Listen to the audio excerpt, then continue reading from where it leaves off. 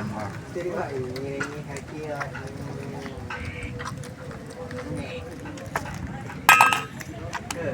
Lap.